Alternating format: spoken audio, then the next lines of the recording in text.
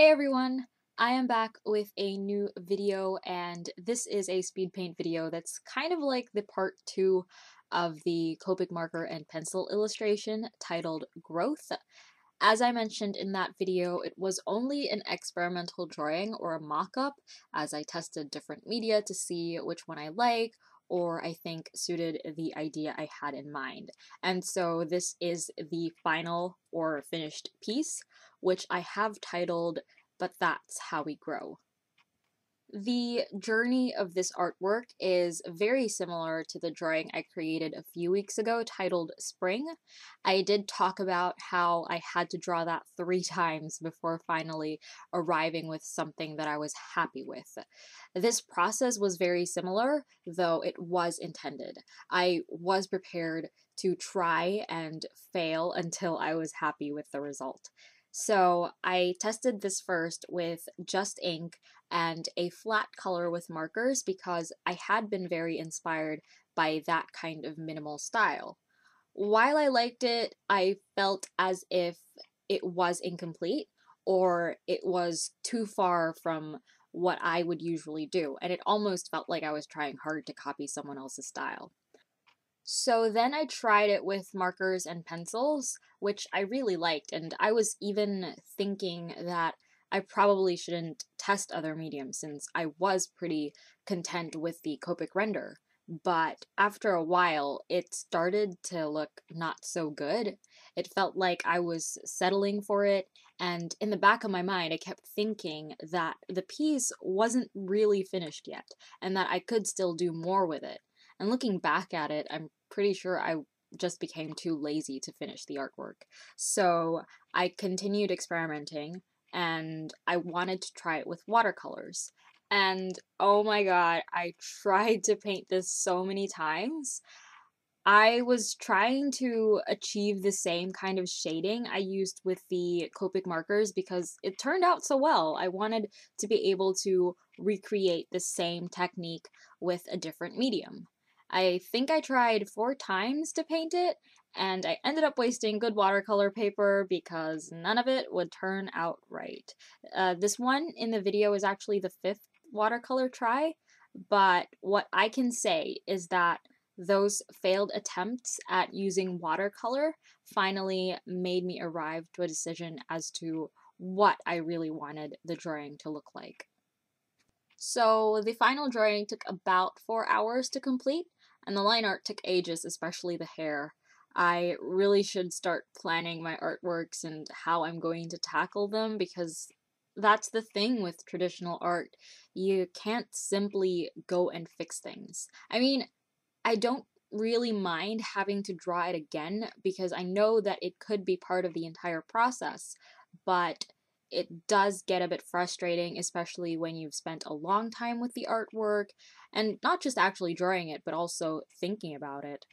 I was also thinking of showing you guys the process for the watercolor mockup, but decided to just skip that altogether and upload this one instead, which is the final drawing.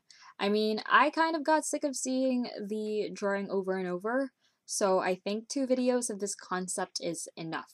I feel like seeing the same or a similar content in terms of subject matter might be too much.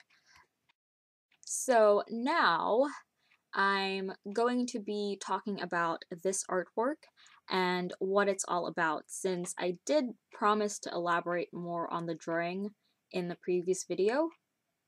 Since there's a bit of a gap between this video and the other video I uploaded, I was actually thinking of changing it or starting from scratch. I felt like the more I worked on it, or the more I thought about it, the more I strayed away from the original idea I had. When I first created the sketch for this, I had this concept of using plants as a sort of symbol for ideas and how ideas can transform and develop, I guess, the same way that plants can grow and bloom. So it started from there, thinking of how we nurture ideas in order for them to, I suppose, turn into reality. Because ideas can start from a simple thought, a question, or curiosity, and in order for it to become realized, then there are certain steps that need to be taken for it to develop. And I drew a parallel between that and plants in the way that plants also need to be nurtured. And I started thinking that, hey, don't humans need nurturing too? And so there's another parallel between plants and humans. When, for example, plants need sunlight, water, air, good soil, etc., to be able to be in full bloom, we also have our own needs to help us grow. And that's eventually where it all started, and I suppose the main idea for this artwork. And as I worked on this drawing, creating the mock-ups and thinking of changing it, it started to evolve into something that no longer had to do with the original concept. So I needed to remind myself, what is this artwork all about? And going back to the concept of plants and humans, I had interpreted sunlight, water, all that to be human experiences. And this is very similar to the concept I explored in Meet Me in the Woods, the idea of growth, but that was more focused on the growth through the loss of innocence, whereas this one is more about how do we grow. And you might not see this at this stage, but I did have a teardrop on her cheek, which is very Frida Kahlo, to represent the element of water, which in this case represents negative human experiences. But then again, it could also be interpreted to be positive. I mean, people cry when they're laughing too much, or tears of joy, as they say. But the intent of it is that it's a symbol of negative experiences. I mean, pair that with her facial expression and the tense pose, which, by the way, I did not intend at all.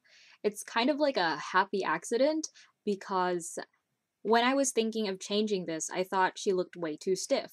So I wanted to change the pose to make it more relaxed. But then I pretty much rebutted myself, thinking that this wasn't exactly a relaxed sort of piece. And to kind of go with the furrowed brows, I left the pose as it was eventually. And so in a way, it's an intentional decision, but getting there, it didn't start as an intentional decision. To kind of explain the entire concept, I wrote a little blurb also to just remind me what this artwork was all about. So I wrote, "We experience pain, sorrow, loss, and all kinds of negativity, but that's how we grow." So all those negative experiences in life can serve as life lessons that can change us and turn us into better versions of ourselves, which sounds very cheesy and pretentious, especially now that I've said it out loud. But that's the thing, I have a love-hate relationship with artwork meanings and all that. I mean, hearing another artist talk about it, especially for an artwork that I already love, and finding out about its meaning and the thought process behind it just makes me fall in love with the artwork even more.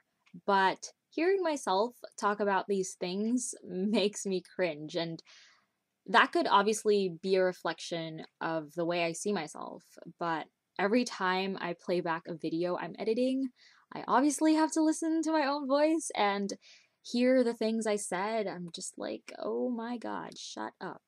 But anyway, I am really happy with how this turned out.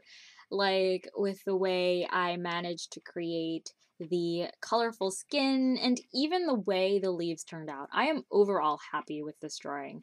And I think the reason why the other watercolor tests didn't work was because I wasn't patient enough. Like for this one, I have to work in layers. With each color, I had to let that layer dry before adding another color on top of it. So it took longer, but it turned out the way I had imagined it. And yeah, so I did leave her topless in this drawing, and I was also thinking of taking the risk and completely leaving her topless. That was the original idea, but I kind of chickened out. And I don't want to make a big deal out of it because a woman's body is nothing to be feared. But the way the media has completely sexualized a woman's naked body, it's become this thing that's ingrained in my brain that's so hard to unlearn. So I was concerned that she might become sexualized, which she isn't supposed to be because she's not even in a sexy pose or whatever. But for now, I've settled to have the hair be some sort of cover up, which is ironic because somehow it makes her not seem naked, but technically she is. And I didn't want to give her a top the same way that I did in the previous drawing. The original intent was to obviously leave her bare, but I also had the same concerns when I did that drawing. And the reason why I didn't want to give her a top is because she's a concept, and therefore giving her clothes can give her a personality or make her a character that could be living within this universe, but she's not, or at least that's not what I intend for her to be. She's basically a personified idea in my head. And the way I've envisioned it is that my head or my mind is this void, which is where she exists. So she's a human representation of an idea. And yeah, I have no idea what else to talk about now. So that is it. I hope you guys like this drawing and also that you enjoyed this video. If you did enjoy this video, then please give it a thumbs up and subscribe for more videos. You can also check out my other social media accounts, which are linked in the description box below. I've got Facebook, Instagram, Twitter, and Tumblr, as well as Society6, where I sell art reproductions of this drawing as well as others. And that is it. Thank you so much for watching this video, and I will see you in my next one.